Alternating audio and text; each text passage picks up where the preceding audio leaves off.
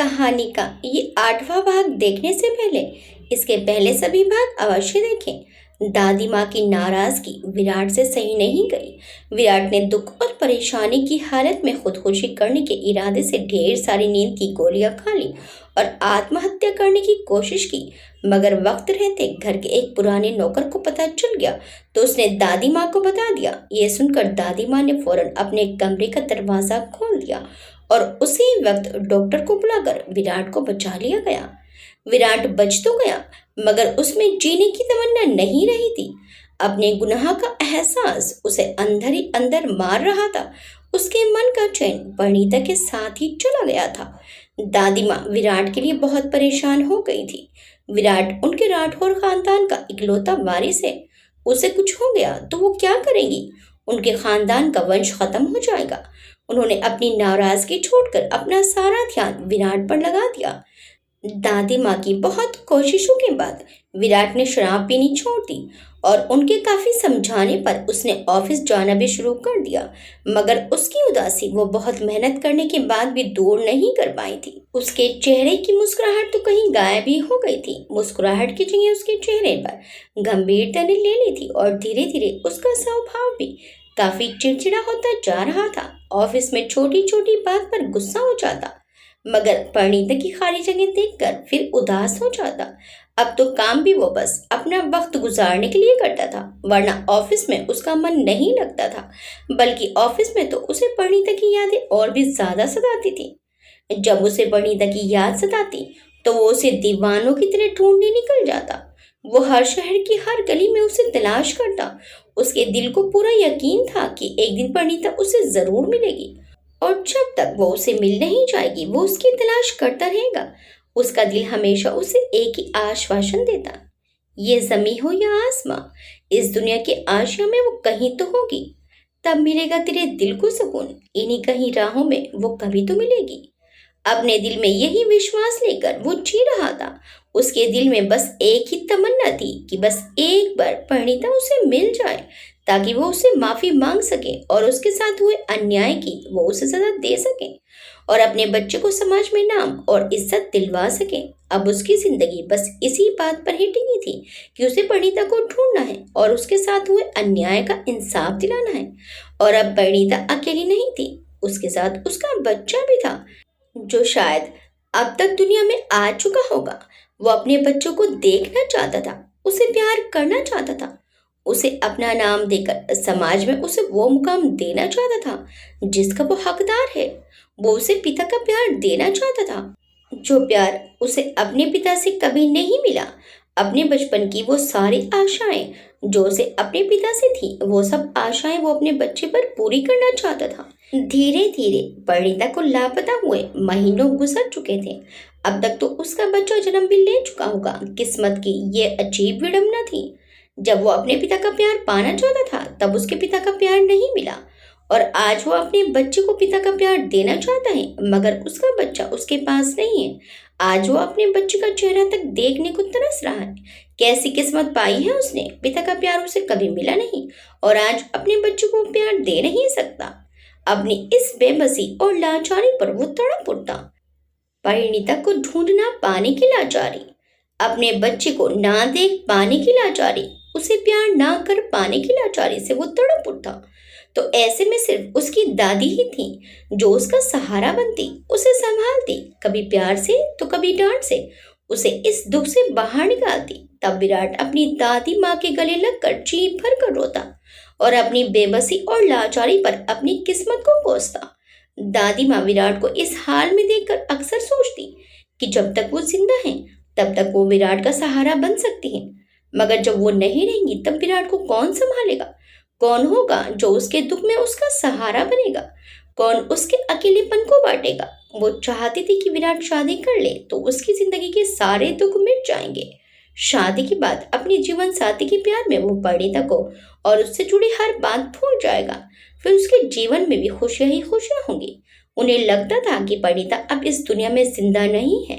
इतना सब होने के बाद किसी भी लड़की के लिए जी पाना मुश्किल ही नहीं, नामुमकिन है। मगर विराट को यकीन था कि परिणीता मर नहीं सकती, वो जिंदा है और एक दिन उसे जरूर मिलेगी और इसीलिए वो कभी किसी और से शादी नहीं करेगा। विराट की बात सुनकर दादी माँ परेशान हो जाती और एक से एक बढ़कर एक से एक खूबसूरत लड़कियों की तस्वीरें उसे दिखाती ताकि विराट को कोई लड़की पसंद आ जाए। मगर विराट हमेशा चिढ़ जाता और कहता, दादी माँ, हमने आपसे कितनी बार कहा है हमें किसी से भी शादी नहीं करनी, आपको हमारी बात समझ में क्यों नहीं आती? दादी माँ बोली, आप क्यों किसी से भी शादी नहीं करेंगे? विराट बोला, आप जानती हैं ना दादी माँ, हमने परिणीता से प्यार किया है और प्यार सिर्फ एक बार किया जाता है, बार बार नहीं। दादी माँ बोली, मगर विराट, परिणीता ने आपसे कभी प्यार नहीं किया। विराट बोला, तो क्या हुआ, उसने हमसे प्यार नहीं किया? हम तो उससे प्यार करते हैं ना, बस इतना ही काफी हमारे जीने के लिए। दादी माँ बोली, लेकिन जिंदगी गुजारने के लिए एक साथी की जरूरत होती है बेटा, अगर कल हम ना रहे तो कौन आपके साथ होगा? आप बिल्कुल अकेले रह जाएंगे। विराट बोला, नहीं दादी माँ, हम अकेले नहीं रहेंगे, आपका आशीर्वाद और दुआएं होंगी ना हमारे साथ हमेशा। दादी माँ उदास होकर बोली, क्या इस खानदान के लिए आपकी कोई जिम्मेदारी नहीं है? अगर आप शादी नहीं करेंगे तो हमारे खानदान का वंश आगे कैसे बढ़ेगा? आपके बाद कौन इस खानदान का नाम आगे बढ़ाएगा? विराट बोला, दादी माँ, आप ये क्यों भूल जाती हैं कि परिणीता हमारे बच्चे की माँ बनने वाली थी? अब तक तो आपके खानदान का वारिस इस दुनिया में आ भी चुका होगा, बस अब हमें उसे ढूंढना है। दादी माँ बोली, क्या पता परिणीता इस दुनिया में है भी कि नहीं? विराट उदास होकर बोला, प्लीज दादी माँ, ऐसा ना कहिए, हमने कितनी बार आपसे कहा है कि परिणीता है, वो इसी दुनिया में है। दादी माँ बोली, आपको क्या लगता है कि इतनी जिल्लत और इतनी बदनामी सहने के बाद वो जिंदा रह पाई होगी? बहुत मुश्किल है इस दुनिया का अकेले मुकाबला कर पाना किसी भी लड़की में, चाहे कितनी भी हिम्मत क्यों ना हो, आखिर वो दुनिया के तानों के सामने हार ही जाती है। विराट दादी माँ का हाथ अपने हाथ में लेकर बोला, आप परिणीता से नहीं मिली है ना दादी माँ, इसलिए ऐसा सोच रही हैं। परिणीता को हराना इतना आसान नहीं है, अगर वो जिद पर आ जाए तो दुनिया को भी अपने आगे झुका सकती है। दादी माँ बोली, मगर वो है तो एक कमजोर लड़की ही ना, और अकेली बेसहारा। नहीं विराट, हमें नहीं लगता कि वो अब तक जिंदा रही होगी। विराट विश्वास के साथ बोला, नहीं दादी माँ, वो जिंदा है, हमारा दिल कहता है कि वो जिंदा है। दादी माँ, अगर वो जिंदा ना होती तो हमारी सांसें भी चल नहीं रही होती, ये दिल धड़क नहीं रहा होता, वो जिंदा है क्योंकि हम अभी तक जिंदा हैं। दादी माँ बोली, विराट बेटा, ये आप क्या कह रहे हैं? वही जो हम महसूस कर रहे हैं दादी माँ। परिणीता ने भले ही हमसे प्यार नहीं किया, मगर हमारा दिल, हमारी आत्मा उससे जुड़ी है। अगर उसे कुछ हुआ होता तो हमें इसका एहसास हुआ होता, हमारे दिल ने हमें कोई तो संकेत दिया होता, मगर हमारे साथ ऐसा कुछ नहीं हुआ। हमारे दिल को ऐसा कभी नहीं लगा कि वो इस दुनिया में नहीं है। वो है दादी माँ, इसी दुनिया में है, मगर वो कहीं छुप गई है ताकि हम उस तक पहुंच ना पाए। वो हमारे सामने नहीं आना चाहती, बहुत नाराज है ना वो हमसे, हम पर अपना गुस्सा जाहिर करने के लिए इस दुनिया की भीड़ में कहीं खो गई है। मगर वो नहीं जानती कि हमारा नाम भी विराट है और वो हमसे नहीं छुप सकती। आप देखना दादी माँ, एक दिन वो जहाँ कहीं भी होगी हम उसे ढूंढ निकालेंगे। दादी माँ बोली, अगर वो ना मिली तो? विराट बोला, तो क्या दादी माँ? दादी माँ बोली, तो क्या तब भी आप शादी नहीं करेंगे?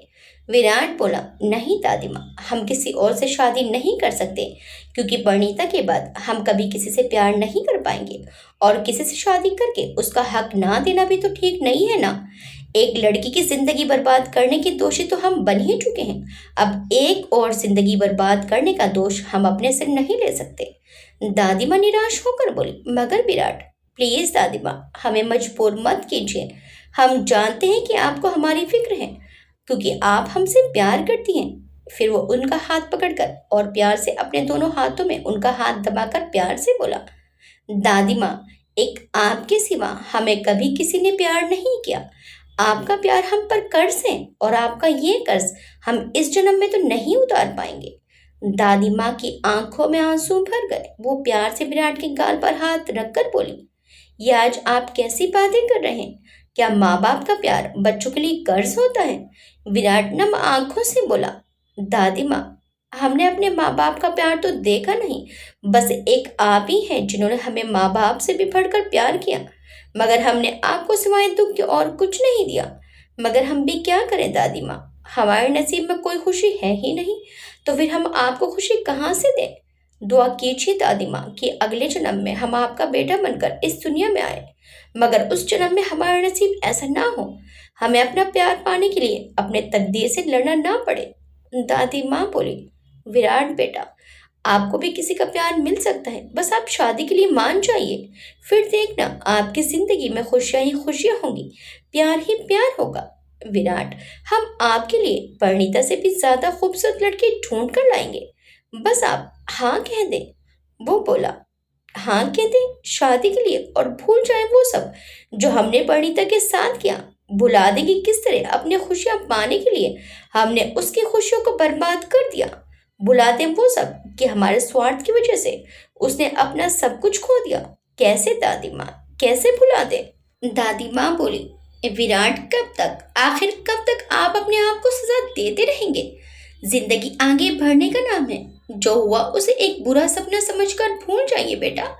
विराट बोला, क्या परिणीता भूल पाएगी दादी माँ, क्या वो सब कुछ भूल कर आगे बढ़ पाई होगी, क्या वो उस रात को एक बुरे सपने की तरह भूल पाएगी, नहीं ना। तो फिर हम कैसे। और मान लो दादी माँ, हम अगर आपकी खुशी के लिए किसी और से शादी कर भी लें और उसे पत्नी के सारे हक दे दें, तो जरा सोचिए दादी माँ, जिंदगी में अगर कभी हमारा सामना परिणीता से हो गया तो कैसे नजरें मिलाएंगे उससे, क्या जवाब देंगे उसके सवालों का जब वो पूछेगी कि अगर तुम्हें किसी और से ही शादी करनी थी तो मेरी जिंदगी क्यों बर्बाद की, क्यों अपने छूटे प्यार के नाम पर मेरे प्यार की बलि चढ़ा दी। और हमारा वो बच्चा, क्या उसके साथ अन्याय नहीं होगा, क्या हमारी वो पत्नी हमें हमारे बच्चे को अपनाने देगी, क्या तब हम अपने ही बच्चे को उसका अधिकार दे पाएंगे। बोलिए दादी माँ, अगर इन सवालों के जवाब हैं आपके पास तो हम आपकी खुशी के लिए आपकी हर बात मानेंगे। दादी माँ विराट के सवालों का कोई जवाब नहीं दे पाई, बस आंसू भरी आंखों से उसको देखती रही। विराट उनका हाथ पकड़कर आगे बोला, हम एक बार परिणीता के साथ अन्याय कर चुके हैं दादी माँ, अब और किसी के साथ अन्याय नहीं कर सकते। हमारी शादी से तीन तीन जिंदगियों की बर्बादी होगी। हमने परिणीता की जिंदगी में आंसू ही आंसू भर दिए हैं, अब और उसे कोई दुख नहीं देना चाहते। हम उसे ढूंढेंगे दादी माँ, वो दुनिया के किसी भी कोने में छुपी होगी, हम उसे ढूंढ लेंगे। फिर वो तय करेगी कि हमारी जिंदगी में खुशियां होंगी या हमारे गुनाह की सजा। दादी माँ बोली, ऐसा ना कहिए विराट। दादी माँ विराट के मुंह पर अपना हाथ रखकर बोली, अब इस उम्र में हम आपके साथ कुछ और बुरा होते हुए नहीं देख पाएंगे। विराट दादी माँ का हाथ अपने मुंह से हटाकर अपने हाथ में लेकर बोला, आप घबराइए मत दादी माँ, हमें कुछ नहीं होगा। हमने अपने आप को परिणीता के हर फैसले के लिए तैयार कर रखा है। प्यार के इस खेल में हम तो अपनी बारी खेल चुके, अब उसकी बारी है। अब देखना है कि वो क्या करती है। दादी माँ आपसे बस एक इल्तिजा है, आप हमसे चाहे कुछ भी मांग लीजिए, ये जान मांगेगी तो वो भी हंसकर दे देंगे, बस हमसे कभी बहू मत मांगना, एक यही हम आपको नहीं दे पाएंगे। दादी माँ विराट की बात सुनकर भावुक हो गई और एकदम से उन्होंने विराट को अपने गले से लगा लिया और फिर उससे अलग करके आंसू भरी आंखों से बोली, अब इसके आगे हम और आपसे क्या कहें, हमारी कुछ समझ में नहीं आ रहा। मगर हाँ, आज हम भगवान से बस इतना ही मांगते हैं कि अगर हमने अपनी जिंदगी में भगवान की पूजा दिल से और पूरी श्रद्धा से की है तो भगवान हमारे सारे जीवन की पूजा का फल आपको दे दे। आज आपके प्यार की ये सच्चाई और आपका विश्वास देखकर हम आपको दिल से ये आशीर्वाद देते हैं कि आपको आपके प्यार की मंजिल जरूर मिले। भगवान आपके प्यार में इतनी तड़प और इतनी शिद्दत भर दे कि आपकी ये तड़प परिणीता को भी तड़पा दे और वो आपके प्यार में इतना तड़प उठे कि सब कुछ भूलकर वो आपको माफ करके आपके प्यार को अपना ले। विराट रोते हुए बोला, दादी माँ। भावनाओं में बहकर विराट अपनी दादी माँ के गले लग गया। आई लव यू दादी माँ, आई लव यू लॉट। दादी माँ प्यार से उसके सिर पर हाथ फेरने लगी। हम जिस उम्मीद पर चले थे इन प्यार की राहों में, उस उम्मीद ने हमारे दिल का हर अरमान जला दिया। आधी रात को 12 बजने में बस कुछ ही मिनट बाकी थे। विराट अपने बिस्तर पर बैठा अपनी डायरी में कुछ लिख रहा था। वो सब बातें जो वो किसी और से नहीं कहता था, वो सारी बातें वो एक डायरी में लिखता था। कुछ देर बाद विराट के मोबाइल में अलार्म रिंग बज उठी। रिंग सुनकर विराट ने अपने सामने की दीवार पर टंगी घड़ी को देखा। घड़ी ने पूरे 12 बजने का संकेत दिया। फिर उसने मोबाइल उठाकर उसका अलार्म बंद किया और फिर उसे बेड की साइड ड्रॉर पर रख दिया। फिर उसे अपनी डायरी बंद करके उसे भी बेड की साइड ड्रॉर पर रख दिया। फिर एक खूबसूरत सुनहरी फ्रेम में जड़ी परिणीता की फोटो उठाकर उसे देखने लगा। फिर उस पर प्यार से हाथ फेरते हुए मुस्कुराकर बोला, हैप्पी बर्थडे परी, जन्मदिन बहुत बहुत मुबारक हो। आई विश कि तुम्हारी जिंदगी का ये नया साल तुम्हारे लिए ढेर सारी खुशियां लेकर आए और गुजरा हुआ साल तुम्हारे सारे दुख तकलीफें अपने साथ ले जाए। फिर वो बिस्तर से उठकर अपने कमरे के बाहर बालकनी में आ गया और ऊपर आसमान की ओर देखकर एक आह भरते हुए बोला, इस वक्त वो आसमान का चांद तुम्हें देख रहा होगा। उसकी चांदनी तुम्हारे चेहरे को छू रही होगी और ये हवाएं तुम्हारी जुल्फों से खेल रही होंगी। कितने खुश नसीब हैं ये चांद की हवाएं जो तुम्हें देख सकते हैं, तुम्हें छू सकते हैं। काश हम भी इनमें विलीन होकर तुम्हें देख सकते, तुम्हें छू सकते। फिर वो परिणीता की तस्वीर देखकर बड़े दुखी हृदय से बोला, कहाँ हो तुम परी, कहाँ छुप गई हो जाकर। ऐसी भी क्या नाराजगी कि हमें माफी मांगने का एक मौका भी नहीं देना चाहती। तुम माफी नहीं तो सजा ही देने के लिए ही आ जाओ। बस एक बार हमारे सामने आ जाओ परी। सांस निकलने से पहले बस एक बार तुम्हें देख ले, तुमसे माफी मांग ले, फिर मर भी जाए तो जिंदगी से कोई शिकायत नहीं होगी। फिर परिणीता की तस्वीर अपने सीने से लगाकर आंखों में आंसू भरकर बोला, 7 साल हो चुके, इन आंखों से तुम्हें ओझल हुए, तरस गई हैं ये आंखें तुम्हें देखने के लिए। इन 7 सालों में हमने तुम्हें कहाँ नहीं ढूंढा, ये पूरा शहर देख लिया। जहां कहीं भी तुम्हारे मिलने की उम्मीद थी वो हर जगह देख ली, मगर तुम कहीं नहीं मिली। न जाने किस शहर की, किस गली के, किस घर में तुम रह रही हो। ये चांद, ये हवाएं, ये खुला आसमान, ये सब जानते हैं कि तुम कहाँ हो, किस हाल में हो, मगर ये मुझे कुछ नहीं बताते, तुम्हारा पता नहीं देते। कभी कभी तो लगता है कि ये सारी कायनात तुम्हारे साथ मिलकर हमें सजा दे रही है और हमारी हालत पर हंस हंस कर हमारा मजाक उड़ा रही है। तुम कहाँ हो परी, किस हाल में हो, हम तुम्हें कहाँ ढूंढे, किससे तुम्हारा पता पूछे। परिणीता की तस्वीर सीने से लगाकर विराट रोने लगा कि तभी उसके कानों में उसकी दादी माँ की आवाज पड़ी, विराट। आवाज सुनकर विराट ने जल्दी से अपने आंसू साफ किए और परिणीता की तस्वीर अपने पीछे छुपाकर पलटकर पीछे देखा तो उसके पीछे उसकी दादी दुर्गा देवी जी खड़ी थी। उन्हें देखकर विराट मुस्कुराकर बोला, दादी माँ, आप यहाँ क्यों आई, हमें अपने पास बुला लिया होता। फिर वो उनके पास जाकर बोला, और ये क्या दादी माँ, इतनी रात तक आप जाग रही हैं, आप जानती हैं ना इतनी रात तक जागना आपके लिए ठीक नहीं है। दादी माँ बोली, हमारी बात छोड़िए, इस उम्र में तो वैसे भी नींद कम आती है। आप बताइए, आप अभी तक क्यों जाग रहे हैं, क्या वक्त नहीं देखा आपने, रात के 12 बज चुके हैं। फिर वो विराट के हाथ में परिणीता की तस्वीर जो उसने अपने पीछे छुपा ली थी वो उससे लेकर उस तस्वीर को देखकर फिर विराट को देखकर बोली, परिणीता को याद करके रो रहे थे ना। विराट बोला, नहीं ऐसी बात नहीं है, हम रो नहीं रहे थे, हम क्यों रोएंगे। आप पहले अंदर चलिए, यहाँ ठंडी हवा चल रही है, आपको ठंड लग जाएगी। फिर वो उन्हें पकड़कर अंदर अपने कमरे में ले गया और अपने बिस्तर पर बैठा दिया। बैठकर उन्होंने विराट से पूछा, अब बताइए क्या बात है, क्यों रो रहे थे। दादी माँ, आप भी ना एक बात के पीछे ही पड़ जाती है, हमने कहा ना कि।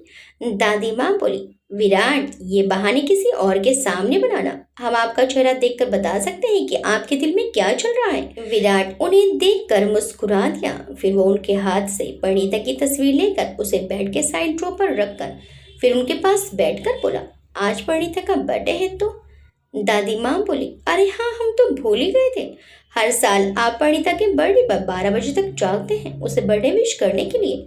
मगर विराट, इसके लिए आपको इतनी रात तक जागने की क्या जरूरत है, उसे विश तो आप सुबह भी कर सकते हैं ना। विराट बोला, नहीं दादी माँ, हम चाहते हैं कि उसके जन्मदिन की मुबारकबाद सबसे पहले हम उसे दें। दादी माँ बोली, क्या फर्क पड़ता है, उसे कौन सा पता चलता है।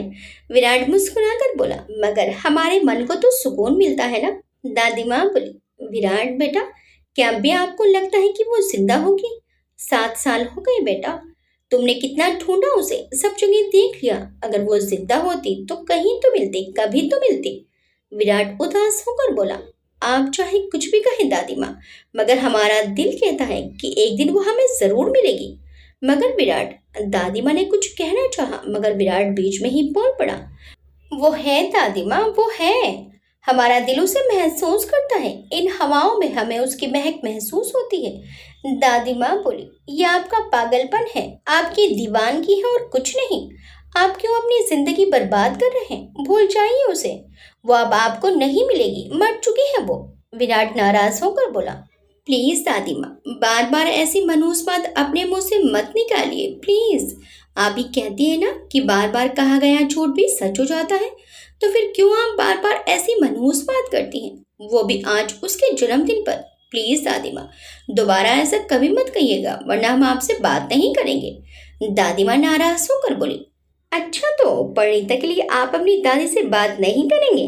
विराट मुंह फुलाकर बोला, आप जानती है ना दादी माँ, हम उसके लिए किसी से भी कोई गलत बात नहीं सुन सकते, आपसे भी नहीं। आज उसके जन्मदिन पर आपको उसे दुआएं देनी चाहिए और आप हैं कि उसे बद्दुआ दे रही हैं। दिस इज नॉट फेयर दादी माँ। दादी माँ मुस्कुराकर बोली, अच्छा नाराज मत होइए, आगे से हम ऐसा कभी नहीं कहेंगे, बस खुश। भगवान करे आपकी परिणीता 100 साल जिए और हमेशा खुश रहे। बस दे दी दुआ, अब तो खुश हो ना? विराट मुस्कुराकर उनके गले से लग गया, फिर हटकर बोला, ओके दादी माँ, रात बहुत हो चुकी है, अब आप जाकर सो जाइए, हमें भी बहुत नींद आ रही है, कल सुबह हमें जल्दी उठना है। दादी माँ बोली, क्यों? कल ऑफिस में एक अर्जेंट मीटिंग है। दादी माँ बोली, और रात को देर से सोएंगी और सुबह जल्दी जागेंगी तो बीमार पड़ जाएंगे आप। विराट बोला, कुछ नहीं होगा दादी माँ, चलिए अब आप भी जल्दी से सो जाइए। वो उन्हें उठाकर भेजते हुए बोला। वो जाते जाते बोली, जागते मत रहना, जल्दी सो जाना। ओके, गुड नाइट दादी माँ। दादी माँ अपने कमरे में चली गई और विराट भी सोने की तैयारी करने लगा। सुबह ऑफिस के लिए तैयार होकर विराट नीचे नाश्ता करने डाइनिंग टेबल पर पहुंचा। उसकी दादी माँ पहले ही टेबल पर बैठी उसका इंतजार कर रही थी। गुड मॉर्निंग दादी माँ, कहकर विराट एक कुर्सी खींचकर उस पर बैठ गया। दादी माँ बोली, गुड मॉर्निंग बेटा, रात को नींद अच्छी आई क्या? जी दादी माँ। ये कहकर विराट एक टोस्ट पर बटर लगाने लगा। दादी माँ ने एक जूस के गिलास में ऑरेंज जूस डालकर विराट की प्लेट के पास रख दिया, फिर अपना दलिया खाने लगी। दादी माँ बोली, विराट, ऑफिस से आपके मैनेजर का फोन आया था। मैनेजर का फोन? मगर उसने आपको फोन क्यों किया, हमारे मोबाइल पर क्यों नहीं किया? दादी माँ बोली, किया था, उसने बताया कि उसने आपको कई बार फोन किया मगर आपने उठाया नहीं। विराट बोला, ओ हाँ, हम वॉशरूम में थे, शायद तब उसका फोन आया होगा, और नहाने के बाद भी हमने अपना फोन चेक नहीं किया। उसने अपना मोबाइल जेब से निकालने की कोशिश की मगर मोबाइल उसके पास नहीं था। विराट बोला, शायद हम अपना फोन अपने कमरे में ही भूल आए हैं। खैर, वो आपसे क्या कह रहा था? दादी माँ बोली, आपको किसी मीटिंग के बारे में याद दिलाने को कह रहा था। किसी मिस्टर कपिल के साथ मीटिंग है आपकी? हाँ याद है, बस जा ही रहे हैं हम ऑफिस। दादी माँ बोली, कौन है ये मिस्टर कपिल? विराट बोला, दिल्ली में उनकी एक फैब्रिक की फैक्ट्री है, पिछले कुछ सालों से हमारी कंपनी उस फैक्ट्री में इन्वेस्ट कर रही है। मिस्टर कपिल तो अब रहे नहीं, पिछले महीने उनका देहांत हो गया। उनका एक बेटा है जो अमेरिका में सेटल है, अब शायद वो अपनी फैक्ट्री बेचना चाहता है। दादी माँ बोली, फैक्ट्री बेचना चाहता है, मगर क्यों? विराट बोला, I don't know, may be वो अमेरिका में ही रहना चाहता है। दादी माँ बोली, तो क्या आप वो फैक्ट्री खरीद रहे हैं? पहले ही आपने इतना काम बढ़ा रखा है कि खाने तक की फुर्सत नहीं होती आपको, और अब एक और नई फैक्ट्री। विराट हंसते हुए बोला, डोंट वरी दादी माँ, हम इस फैक्ट्री में इंटरेस्टेड नहीं हैं। दादी माँ बोली, तो फिर ये मीटिंग किस लिए? अब ये तो उनसे मिलकर ही पता चलेगा, देखते हैं। विराट जूस का घूंट लेकर बोला। दादी माँ बोली, विराट, हम कह देते हैं आपको, अब और कोई नई कंपनी नहीं खरीदनी है। हम नहीं चाहते कि आप और ज़्यादा काम करें, कुछ समय अपने आराम के लिए भी रहने दें। विराट बोला, घबराइए मत दादी माँ, हमें ये फैक्ट्री नहीं चाहिए। अब हम उन्हें मिलने से तो मना नहीं कर सकते थे ना। हम उन्हें कुछ ऐसे लोग के नाम बता देंगे जो उनकी फैक्ट्री के अच्छे दाम दे सकते हैं। दादी माँ बोली, विराट बेटा, हम सोच रहे थे जयपुर गए हमें बहुत साल हो गए हैं, हम अब कुछ दिनों के लिए वहाँ जाना चाहते हैं। विराट बोला, ठीक है दादी माँ, हमें दिल्ली में मिस्टर जोशी की शादी की अटेंड करने के लिए जाना है। उनसे हमारे बिजनेस रिलेशन काफ़ी अच्छे हैं, इसलिए वहाँ जाना ज़रूरी है। अगर नहीं गए तो वो बुरा मान जाएंगे। हम ऐसा करते हैं कि हम आपके साथ पहले जयपुर चलेंगे और आपको वहाँ छोड़कर हम दिल्ली चले जाएंगे। दादी माँ बोली, ठीक है बेटा, जैसा आपको सही लगे। ओके दादी माँ, अब हम चलते हैं, हमें देर हो रही है। विराट अपना ब्रेकफास्ट खत्म करके उठते हुए बोला। विराट ने अपना मोबाइल एक सर्वेंट से मंगवा लिया था। फिर वो दादी माँ के पास आकर उनके माथे पर किस करके वहां से चला गया। विराट अपने कॉन्फ्रेंस रूम में मिस्टर कपिल के साथ बैठा था। टेबल पर कॉफी के 2 कप उन दोनों के सामने रखे थे। विराट कॉफी का एक घूंट लेकर बोला, मिस्टर कपिल, आप अपनी फैक्ट्री बेचना क्यों चाहते हैं, जबकि फैक्ट्री काफी अच्छी चल रही है। आजकल अच्छे फैब्रिक की काफी डिमांड भी है। मिस्टर कपिल बोले, मेरी अपनी पर्सनल प्रॉब्लम है।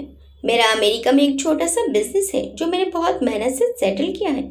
मेरी वाइफ भी वहाँ एक मल्टीनेशनल कंपनी में जनरल मैनेजर है। मेरे बच्चे भी वहाँ की लाइफ पसंद करते हैं। मैं वहाँ अपनी एक छोटी सी दुनिया बसा चुका हूँ। मेरा अब यहाँ इंडिया में रहना बहुत मुश्किल होगा। मैंने डैड से भी कई बार कहा कि वो फैक्ट्री बेचकर मेरे साथ अमेरिका चले, मगर इंडिया छोड़कर वो नहीं जाना चाहते थे। जब तक वो थे तब तक तो सब ठीक था, मगर अब उनके जाने के बाद मेरा दोनों तरफ का काम संभालना मुश्किल हो जाएगा। विराट बोला, हम समझ सकते हैं कि आपके लिए दोनों तरफ की जिम्मेदारी उठाना मुश्किल होगा। मिस्टर कपिल बोले, बात सिर्फ मुश्किल की नहीं है मिस्टर राठौड़। जब हमें यहाँ रहना ही नहीं है तो फिर यहाँ फैक्ट्री रखने का क्या फायदा। यहाँ की फैक्ट्री बेचकर इसका पैसा मैं अपने अमेरिका के बिजनेस में इन्वेस्ट कर सकता हूँ। विराट उनकी बात सुनकर बोला, I think you are right mister Kapil, मगर आप हमसे क्या चाहते हैं, हम आपके लिए क्या कर सकते हैं। मिस्टर कपिल बोले, मैंने डैड से आपके बारे में बहुत सुन रखा है और किसी के बारे में मैं यहाँ ज्यादा नहीं जानता। डैड आपकी बहुत तारीफ किया करते थे, तो मैंने सोचा कि अगर मुझे ये फैक्ट्री बेचनी ही है तो क्यों ना इसे आप ही खरीद लें, तो मुझे तसल्ली रहेगी कि हमारी फैक्ट्री किसी अच्छे इंसान के हाथ में है। विराट बोला, थैंक्स फॉर द कॉम्प्लीमेंट, मगर I am really sorry mister Kapil, हम आपकी ये फैक्ट्री नहीं खरीद पाएंगे। वो क्या है ना, हमने हाल ही में अपनी एक नई ब्रांच खोली है, तो इस वक्त हम उसमें बिजी हैं और हम अपना पूरा ध्यान उसे आगे बढ़ाने में देना चाहते हैं। मगर हम आपकी फैक्ट्री को खरीदने के लिए अच्छे खरीदार जरूर दे सकते हैं, जो ना सिर्फ आपको इसकी अच्छी कीमत देंगे बल्कि इसे बहुत अच्छे से चलाएंगे भी। मिस्टर कपिल बोले, ओके मिस्टर राठौड़, अपना कीमती वक्त देने के लिए शुक्रिया। अच्छा होता अगर आप मेरी फैक्ट्री को खरीदते, मगर कोई बात नहीं, आप इसे बिकवाने में मेरी मदद कर रहे हैं, यही काफ़ी है। फिर भी अगर आप 1-2 दिन सोचने का वक्त लेना चाहें तो मुझे कोई एतराज़ नहीं है। विराट बोला, it's my pleasure mister Kapil. आपके पिता से हमारे काफ़ी अच्छे बिजनेस रिलेशन थे, वो बहुत अच्छे इंसान थे। अगर हम आपके किसी काम आ सकें तो ये हमारा नसीब होगा। मिस्टर कपिल खड़े हो गए और विराट से हाथ मिलाते हुए बोले, अच्छा मिस्टर राठौड़, अब हमें इजाज़त दीजिए, उम्मीद है कि हम फिर मिलेंगे। विराट बोला, यस ऑफ कोर्स। विराट से हाथ मिलाकर मिस्टर कपिल ने विदा ली। विराट अपनी जिंदगी में जैसे थक चुका था, उसकी जिंदगी में काम के अलावा और कुछ बचा ही नहीं था। उसके पास न कोई ऐसा दोस्त था जिससे वो अपने दिल की बात कहकर मन हल्का कर सके या जिसके साथ अपना थोड़ा वक्त गुजार सके। बस एक उसकी दादी माँ है, जिनकी अब इतनी उम्र हो चुकी है कि विराट को अब उनसे कोई भी चिंता या परेशानी बांटने से डर लगता है कि कहीं उसकी चिंता में उन्हें कुछ हो न जाए। इसलिए वो अपने आप को ज्यादातर काम में ही व्यस्त रखता था, मगर अब वो शायद काम से भी थकने लगा था। क्या फायदा इतना काम करने का, क्यों करे, किसके लिए करे। इतनी बेहिसाब दौलत है उसके पास, मगर उससे खर्च करने वाला कोई नहीं। तो फिर क्यों कमा रहा है वो इतनी दौलत, किसके लिए कमा रहा है, और फिर क्या फायदा इतनी दौलत का जिसके बल पर वो अपना प्यार भी ना पा सका। जिस दौलत के पीछे दुनिया दिन रात भागती है, वो दौलत उसको 2 पल की खुशी भी नहीं दे सकती। वो दौलत आपको दुनिया की सुख सुविधाएं तो दे सकती है, मगर किसी का सच्चा प्यार नहीं दे सकती, किसी अपने का साथ नहीं दे सकती। इस दौलत से अब उसका मन उकताने लगा था। उससे अच्छी जिंदगी तो वो मजदूर जीता है जो दिन भर जी तोड़ मेहनत करता है और रात को थक कर अपने परिवार के बीच चैन की नींद सोता है। काश के उसके पास इतनी दौलत ना होती, मगर किसी का सच्चा प्यार होता, एक बीवी होती जो उससे प्यार करती, बच्चे होते जो उससे फरमाइशें करते, उसके साथ खेलते, कभी रोते कभी हंसते, तो जिंदगी कितनी हसीन होती। हर तरफ बस खुशियां ही खुशियां होती। काश उससे वो गुनाह ना हुआ होता तो आज उसकी जिंदगी उस पर बोझ ना बनी होती। शायद वो परिणीता को खोकर थोड़ा दुखी होता, मगर उसकी खुशियों को लूटने का लुटेरा तो ना बना होता। परिणीता अपने प्यार के साथ खुश होती और उसकी खुशी में विराट भी अपनी खुशी ढूंढ लेता। कम से कम तब परिणीता उसकी दोस्त तो होती, उस पर विश्वास करती, उससे नफरत तो ना करती। आज उसके पास कुछ भी नहीं रहा, न उसका प्यार और न उसकी दोस्ती रही। अगर आज उसके पास कुछ है तो सिर्फ उसके गुनाह का बोझ, परिणीता के आंसुओं का बोझ और उसे खोने का गम। बस यही वो पूंछे जो उसने कमाई है और शायद यही अब जिंदगी भर के लिए उसकी साथी है। कुछ तो तरस खाए जिंदगी, अब तो सांसें भी थक गई तेरा बोझ सहते सहते। विराट ने अपने मन की शांति के लिए एक संस्था खोली, जिसके जरिए वो अनाथ, बेसहारा बच्चों और बेसहारा औरतों की मदद करने लगा। विराट के खास क्लाइंट मिस्टर जोशी की बेटी की शादी थी। विराट को भी शादी का खास निमंत्रण मिला था। वैसे विराट को शादी वगैरह में जाने का कोई खास शौक नहीं था, मगर ये उसके खास क्लाइंट थे तो उसे शादी में दिल्ली जाना पड़ा।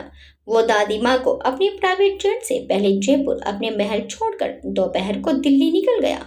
मगर वो शादी में ज्यादा रुका नहीं, बस उनकी बेटी को गिफ्ट में एक डायमंड का सेट देकर लौटने लगा। वो वापस घर जाने के लिए गाड़ी में बैठकर एयरपोर्ट की तरफ जा रहा था। रास्ते में वो अपने मोबाइल पर किसी से बात कर रहा था। बात करते करते उसने गाड़ी की खिड़की से बाहर देखा तो अचानक उसकी नजर बाहर सड़क के फुटपाथ पर पड़ी। पहले तो बात करते हुए उसने खास ध्यान नहीं दिया, मगर फिर अगले ही पल उसने खिड़की खोली और फिर खिड़की के बाहर से निकालकर गौर से देखा तो देखकर उसकी आंखें 1000 वोल्टेज के बल्ब की तरह चमक गईं, क्योंकि फुटपाथ पर उसे परिणीता नजर आई थी। वो परिणीता जिसकी तलाश में उसने जमीन आसमान एक कर दिए थे, जिसे वो पिछले 7 साल से तलाश रहा था, वो परिणीता आज उसकी आंखों के सामने से गुजर रही थी। विराट का दिल जोरों से धड़कने लगा। उसकी परिणीता उसके सामने है, सादी सी कॉटन की साड़ी में खुद को लपेटे, अपने लंबे बालों की चोटी बनाए, चेहरे पर उदासी की चादर ओढ़े, अपने मुरझाए से चेहरे और वीरान आंखों के साथ परिणीता उसके सामने से गुजर गई। उसे ऐसे देखकर विराट का दिल तड़प उठा। कुछ पल के लिए तो विराट को होश ही नहीं रहा, वो बस उसे निहारता रहा। जब वो आगे निकल गई तो विराट को होश आया।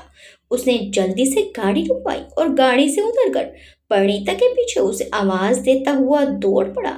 मगर इससे पहले कि वो परिणीता तक पहुंचता, तभी वहां से एक शादी की बारात निकली। बारात में कुछ लोग नाचते गाते हुए जा रहे थे। फिर परिणीता उस बारात के बीच विराट की नजरों से ओझल हो गई। विराट की आवाज भी उस शोर में दब गई। जब वो बारात आगे चली गई, विराट ने देखा कि वहां परिणीता भी नहीं थी। उस बारात के बीच से निकलकर परिणीता चली गई थी। विराट ने आसपास हर जगह वहां उसे ढूंढने की कोशिश की, मगर वो उसे कहीं नहीं मिली। आज बरसों बाद एक झलक दिखाकर परिणीता फिर कहीं गायब हो गई थी। विराट ने उस इलाके में दीवानों की तरह हर तरफ देख लिया, मगर परिणीता विराट के देखते देखते जाने कहाँ गायब हो गई। इतनी जल्दी उसे जमीन निकल गई या आसमान? वो झुंझलाकर अपनी गाड़ी में वापस आकर बैठ गया, मगर अब उसका वापस घर लौटने का मन नहीं था। इतने सालों की तलाश के बाद आज उसने परिणीता की एक हल्की सी झलक देखी थी। इसका मतलब परिणीता इसी शहर में है और शायद वो यहीं कहीं आसपास ही रह रही होगी। चलो, इतने सालों में आज कुछ तो अच्छा हुआ। अब वो उसे ढूंढ लेगा, हर हाल में ढूंढ लेगा। विराट ने एयरपोर्ट जाने की बजाय गाड़ी होटल की तरफ घुमा ली और उस रात वहीं दिल्ली में ही रुक गया। फिर उसने अपने उसी प्राइवेट डिटेक्टिव को अपने पास बुला लिया, जो पहले भी परिणीता की तलाश में विराट की मदद कर रहा था।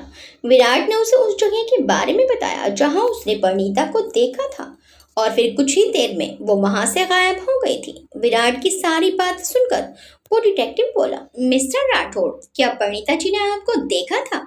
विराट ने प्रश्न भरी नजर से उसे देखा तो नहीं, मेरा मतलब है कि हो सकता है कि उसने आपको देख लिया हो और आपको देखकर ही वो कहीं छिप गई हो। विराट उस दृश्य को याद करते हुए बोला, नहीं, हमें ऐसा नहीं लगता। उस वक्त हम गाड़ी में थे और वो फुटपाथ पर पैदल जा रही थी। उसे देखकर हमें गाड़ी रुकवाने में थोड़ा वक्त लग गया था और गाड़ी भी रुकते रुकते थोड़ी आगे निकल गई थी। वो हमारे अपोजिट साइड में जा रही थी। हम उस तक पहुंच पाते तभी वहां से एक बारात गुजरी। फिर उस भीड़ में वो पता नहीं कहाँ गायब हो गई। हमने वहां उसे बहुत ढूंढा मगर वो नहीं मिली। डिटेक्टिव बोला, इसका मतलब है वो वहीं कहीं आसपास ही रहती होगी जो भीड़ में से निकलकर इतनी जल्दी वहां से गायब हो गई। विराट बोला, एक बात और, उसके हाथ में एक थैला था जिसमें शायद घर का सामान था, शायद किचन का सामान जो उसने वहीं की किसी दुकान से खरीदा होगा। शायद उस दुकान वाले से उसका कुछ पता मिल सके। डिटेक्टिव बोला, you don't worry mister Rathore, हमारे लिए इतना जानना काफी है कि बनीता जी इसी शहर में है। बाकी का काम आप हम पर छोड़ दीजिए। बहुत जल्द परिणीता जी का पता और उनकी सारी जानकारी आपके हाथों में होगी। विराट बोला, आप सिर्फ उसका पता लाकर हमें दीजिए। वो कहाँ रहती है, क्या करती है, किसके साथ रहती है, हम सब कुछ जानना चाहते हैं। लेकिन इस बात का परिणीता को पता नहीं चलना चाहिए कि हम उसे ढूंढ रहे हैं, वरना वो फिर से गायब हो जाएगी। आपको सिर्फ उसकी जानकारी लाकर हमें देनी है, बाकी आगे का काम हमारा होगा।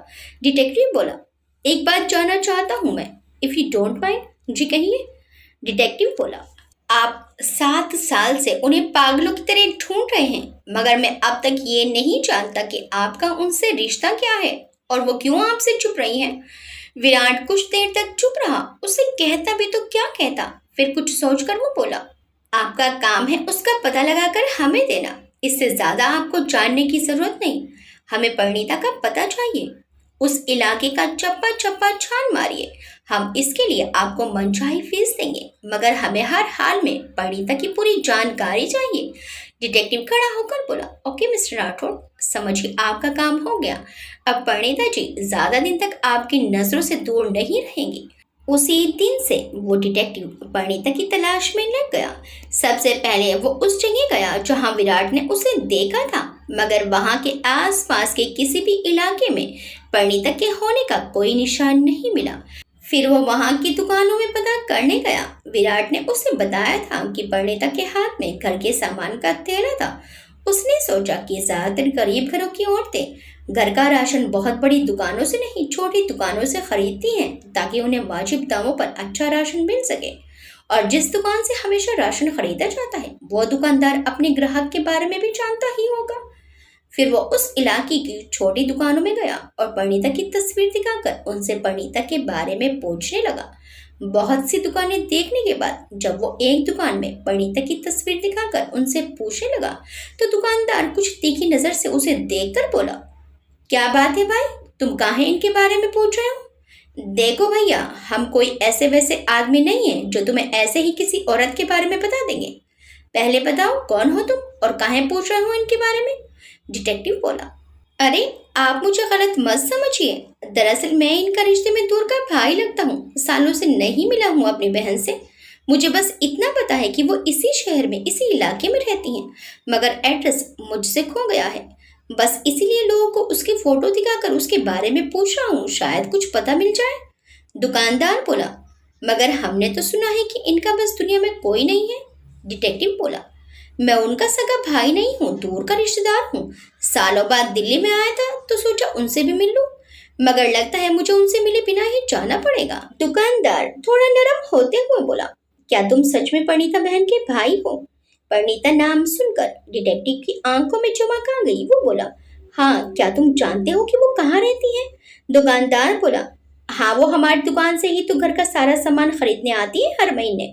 बहुत ही अच्छी और शरीफ औरत है, मगर किस्मत अच्छी नहीं है बेचारी की। डिटेक्टिव उदास होकर बोला, क्यों, क्या हुआ?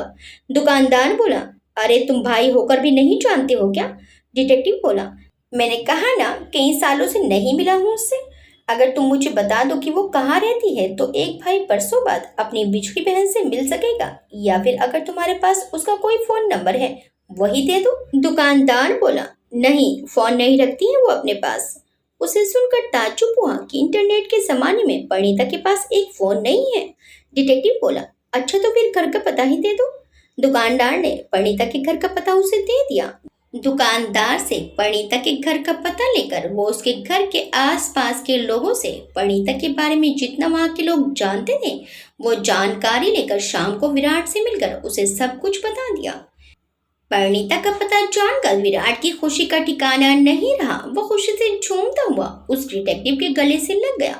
फिर वो ये जानकर हैरान रह गया कि परिणीता पिछले 5 साल से मिस्टर कपिल के ऑफिस में ही काम कर रही है। वही मिस्टर कपिल जो विराट के पास अपनी फैक्ट्री बेचने के लिए आए थे। ये जानकर विराट को वो फैक्ट्री ना खरीदने की अपनी गलती पर बेहद अफसोस हुआ। अगर विराट वो फैक्ट्री उनसे खरीद लेता तो आज वो परिणीता के पास होता। फिर विराट ने उसी वक्त मिस्टर कपिल को फोन लगाया और उनसे पूछा कि उनकी फैक्ट्री अभी बिकी या नहीं। तो उन्होंने बताया कि एक जगह बात चल रही है मगर अभी फाइनल नहीं हुई। तो विराट ने उनसे कहा, मिस्टर कपिल, हम इसी वक्त आपसे मिलना चाहते हैं। हम आपकी फैक्ट्री खरीदने में इंटरेस्टेड हैं। मिस्टर कपिल बोले, लेकिन मिस्टर राठौड़, आपने तो मना कर दिया था। तो आप? विराट बोला, दरअसल हमें अपनी गलती का एहसास हो गया है और अब हम आपकी फैक्ट्री खरीदना चाहते हैं। आप अपने वकील के साथ फैक्ट्री के सारे कागजात तैयार रखें। हम इसी वक्त ये डील करना चाहते हैं। फिर थोड़ी देर बाद विराट मिस्टर कपिल के साथ फैक्ट्री की डील कर रहा था। विराट ने मिस्टर कपिल को उनकी फैक्ट्री की मुंह मांगी कीमत देकर उसी समय चेक साइन करके उन्हें दे दिया। मिस्टर कपिल भी फैक्ट्री के सारे कागजात विराट के नाम करके उन पेपर पर अपने साइन करके विराट को देते हुए बोले, मिस्टर राठौड़, मैंने तो सुना था कि आप बहुत बड़े बिजनेसमैन हैं, कभी घाटे का सौदा नहीं करते, फिर आपसे ये गलती कैसे हो गई? विराट हैरान होकर बोला, कैसी गलती? मिस्टर कपिल बोले, आप चाहते तो इसकी कीमत कुछ कम करवा सकते थे और मैं आराम से कम कर भी देता, मगर आपने तो मेरी बताई हुई रकम से एक पैसा भी कम करने को नहीं कहा। विराट उस फैक्ट्री के कागजात देखकर मुस्कुराते हुए बोला, कुछ मामलों में बिजनेस नहीं देखा जाता मिस्टर कपिल। आप शायद अंदाजा भी नहीं लगा सकते कि इस डील से हमें अपनी जिंदगी का सबसे बड़ा फायदा हुआ है। मिस्टर कपिल हैरान होकर बोले, ऐसा क्या मिल गया आपको इस फैक्ट्री में? विराट खुश होकर बोला, आई कैंट एक्सप्लेन कि हम आज कितना खुश हैं ये डील करके। Thank you mister Kapil, thank you so much. Virat इतना खुश था कि खुशी से उसने मिस्टर कपिल को गले से लगा लिया। मिस्टर कपिल भी विराट को इतना खुश देखकर हैरान थे।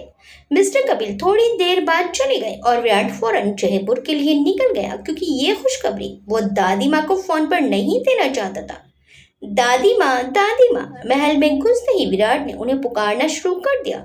जब हॉल में वो उन्हें नजर नहीं आई तो वो सीधा उनके कमरे में चला गया और कमरे में जाकर अपनी दादी माँ को किसी बच्चे की तरह अपनी गोद में उठाकर चारों तरफ घूम गया। दादी माँ बोली, अरे विराट, ये क्या कर रहे हैं आप? हम गिर जाएंगे, छोड़िए हमें। फिर उन्हें नीचे उतार कर खुशी से झूमते हुए विराट बोला, दादी माँ, हम आपको बता नहीं सकते कि आज हम कितना खुश हैं। दादी माँ विराट की खुशी से खुश होते हुए बोली, शुक्र है भगवान का जो आज बरसों बाद आपके चेहरे पर खुशी आई। विराट खुश होकर बोला, दादी माँ, बात ही ऐसी है, आप भी सुनेंगी तो खुशी से नाचने लगेगी। दादी माँ बोली, ऐसी क्या बात है? विराट मुंह बनाकर बोला, ऐसे नहीं, पहले गैस की चुई की ऐसी कौन सी बात हो सकती है? दादी माँ बोली, ये गैस वैस छोड़िए आप और बताइए हमें कि ऐसा क्या हो गया जो आपको इतना खुश कर गया। बात चाहे कोई भी हो, मगर आज इतने सालों बाद आपको खुश देखकर हमें जो खुशी हो रही है वो शायद आप नहीं समझ सकते। विराट बोला, हम समझ सकते हैं दादी, हम जानते हैं कि हमारे दुख में आप हमेशा परेशान रहती हैं, लेकिन दादी माँ, अब आपकी परेशानी के दिन खत्म हो गए, अब हम आपको कभी उदास नजर नहीं आएंगे। दादी माँ बोली, बताइए तो सही, क्या बात है? विराट मुस्कुरा कर बोला, दादी माँ, हमारा इंतजार खत्म हुआ, हमारी बरसों की तलाश पूरी हुई। दादी माँ चौंक कर बोली, क्या मतलब? विराट बोला, दादी माँ, हमें परिणीता मिल गई है, हमने उसे देखा। दादी माँ, अपनी आंखों से देखा। दादी माँ हैरान होकर बोली, क्या क्या सच में आपने उसे देखा? कब, कहाँ? विराट बोला, वो दिल्ली में है दादी माँ। फिर विराट ने उन्हें पूरी बात बता दी और अंत में बोला, दादी माँ, हम इन सालों में कई बार वहाँ जा चुके हैं, मगर कभी नहीं जान पाए कि वहाँ उस दिल्ली में हमारी जान बसती है। कभी नहीं सोचा था कि दिल्ली की उन सड़कों पर एक दिन हमारी तलाश खत्म होगी। क्या आप जानती हैं दादी माँ, परिणीता उस ऑफिस में पिछले 5 साल से काम कर रही है, उस ऑफिस में जिसे हम खरीदने से मना कर चुके थे। हम नहीं जानते थे कि हम उस फैक्ट्री को खरीदने से इनकार नहीं कर रहे, हम अपनी मंजिल को ठुकरा रहे थे। दादी माँ बोली, तो क्या आपने वो फैक्ट्री खरीद ली? विराट हंसते हुए बोला, आपको क्या लगता है कि हम उस काम के लिए देर करते? जैसे ही हमें पता चला कि वहाँ परिणीता नौकरी करती है तो उसके अगले ही पल हमने वो फैक्ट्री खरीद ली। अब से वो फैक्ट्री हमारी है। और दादी माँ, हम एक बार फिर परिणीता के बॉस बनकर उसके सामने जाएंगे। हम आज बहुत खुश हैं दादी माँ, बहुत खुश हैं। दादी माँ, हम आपसे कहते थे ना कि परिणीता मर नहीं सकती, एक दिन वो हमें जरूर मिलेगी। तो देखा, आखिर हमने उसे ढूंढ ही निकाला। दादी माँ बोली, हाँ बेटा, आपके विश्वास की जीत हुई। भगवान करे ऐसे ही आपके प्यार की भी जीत हो। दादी माँ की बात सुनकर विराट थोड़ा उदास हो गया और बोला, पता नहीं दादी माँ, जब हम उसके सामने जाएंगे तो वो कैसे रिएक्ट करेगी? कहीं हमें देखते ही अपनी नफरत से मार ही न डाले। दादी माँ कुछ सोचकर बोले, यही डर हमें भी सता रहा है। आपकी तलाश खत्म हुई है बेटा, मगर आपका असली इम्तिहान तो अभी बाकी है। विराट बोला, हम जानते हैं दादी माँ, मगर हमें इस इम्तिहान से गुजरना ही होगा। हम उसके गुनहगार हैं तो उसकी नफरत का हर तीर हमें सहना पड़ेगा। और हम सहेंगे दादी माँ, उसका गुस्सा, उसकी नफरत सब सहेंगे। दादी माँ उदास होकर बोले, आप तो सह लोगे बेटा, मगर हम अब आपको और दुख में नहीं देख सकते। हमें पता है कि परिणीता का गुस्सा जायज है, मगर विराट दादी माँ की आंखों में देखकर बोला, मगर क्या दादी माँ? दादी माँ बोली, औरत की नफरत बहुत बुरी होती है बेटा। जब वो बदला लेने पर आती है तो बड़ी से बड़ी हस्ती को भी धूल चटाने का दम रखती है। कहीं वो आपके साथ भी कुछ। विराट दादी माँ को समझाते हुए बोला, आप घबराइए मत दादी माँ, हमने जो उसके साथ किया उससे ज्यादा बुरा तो नहीं होगा ना। दादी माँ बोली, विराट, हम सोच रहे थे कि अगर हम परिणीता से मिलकर उससे बात करके देखें तो शायद वो। विराट बोला, बिल्कुल नहीं दादी माँ, हम उसके गुनहगार हैं तो उसका सामना भी हमें ही करना होगा। और वो सही भी है तो भी, अगर उसने आपको कुछ गलत बोल दिया तो हम आपका अपमान कभी सह नहीं पाएंगे। इसलिए दादी माँ प्लीज, जब तक सब कुछ ठीक नहीं हो जाता आप उससे नहीं मिलेगी। दादी माँ बोली, मगर विराट। विराट बोला, हमने कहा ना दादी माँ, आप इसमें मत आइए, ये हमारे गुनाह के दाग हैं और इन्हें हम खुद ही धोएंगे। आपको हमारी फिक्र करने की जरूरत नहीं है। हम तब तक परेशान थे जब तक वो हमें नहीं मिल रही थी, मगर अब वो हमारी आंखों के सामने होगी और अब हम उसे कोई तकलीफ नहीं होने देंगे। दादी माँ बोली, और अगर उसने वो नौकरी छोड़ दी तो? विराट बोला, नहीं दादी माँ, वो नौकरी छोड़कर कहीं नहीं जाएगी, हम उसे जाने ही नहीं देंगे। दादी माँ बोली, जबरदस्ती रखोगे उसे ऑफिस में? विराट बोला, नहीं, मगर हम उसे ये नौकरी छोड़ने नहीं देंगे। इतने सालों बाद वो हमें मिली है, ऐसे कैसे चले जाने देंगे हम उसे? अब हम उसे कहीं नहीं जाने देंगे। दादी माँ गहरी सांस लेकर बोली, ठीक है विराट, हम दुआ करेंगे कि भगवान आपको हिम्मत दे और आपको आपकी मंजिल पाने में मदद करे। विराट बोला, नहीं दादी माँ, आप ये दुआ कीजिए कि परिणीता हमें माफ चाहे करे या ना करे, मगर हम उसकी जिंदगी में थोड़ी सी खुशी ला सकें, उसके दर्द को कम कर सकें। बस आप इतनी दुआ कीजिए। उसके चेहरे की मुस्कुराहट कहीं खो गई है, एक वीरानी सी है उसके चेहरे पर और आंखें खामोश सी हो गई हैं। उसे देखकर लगता ही नहीं दादी माँ कि आज की ये परिणीता कभी हंसती भी होगी, उसकी आंखें कभी सपने भी देखती होगी। अब वो एक चलती फिरती मूर्त जैसी लगती है जो बस जिंदा है मगर जी नहीं रही। दादी माँ बोली, आपने देखा उसे? मिले थे आप उससे? विराट बोला, नहीं, मिले नहीं, हिम्मत नहीं हुई उसके सामने जाने की। हाँ, मगर दूर से देखा था उसे, वो बहुत बदल गई है दादी माँ। ये परिणीता वो परिणीता है ही नहीं। हमें उस परिणीता को वापस लाना है जिसकी आंखों में कभी सपने हुआ करते थे और जिसकी हंसी में जिंदगी हुआ करती थी। वो जिंदगी से रूठ गई है, उसे एक बार फिर से उसकी जिंदगी से मिलाना है। हम ऐसा कर पाएंगे ना दादी माँ? हाँ, आप जरूर कर पाओगे। हमारी दुआएं हैं ना आपके साथ, वो आपकी मदद करेंगी। लेकिन अगर उसने आपको माफ नहीं किया तो आप क्या करोगे? विराट बोला, कोशिश करते रहेंगे तब तक जब तक उसका मन शांत ना हो जाए। दादी माँ से सारी बातें करने के बाद विराट अपने जयपुर के ऑफिस गया। वहां का काम देखकर वो शाम को ही दिल्ली के लिए निकल गया। आगे क्या होगा? सालों बाद विराट को अपने सामने देखकर परिणीता क्या करेगी? आखिर वो दिल्ली कैसे पहुंची? उसके बच्चे का क्या हुआ? क्या परिणीता की जिंदगी अभी भी वहीं रुकी हुई है या वो आगे बढ़ चुकी है? देखिए इस कहानी के अगले भाग में। आपको ये कहानी कैसी लगी हमें कमेंट करके जरूर बताइएगा। वीडियो अच्छी लगी तो वीडियो को लाइक, शेयर, सब्सक्राइब करना मत भूलिएगा। मिलते हैं इस कहानी के अगले भाग में। Till then bye bye.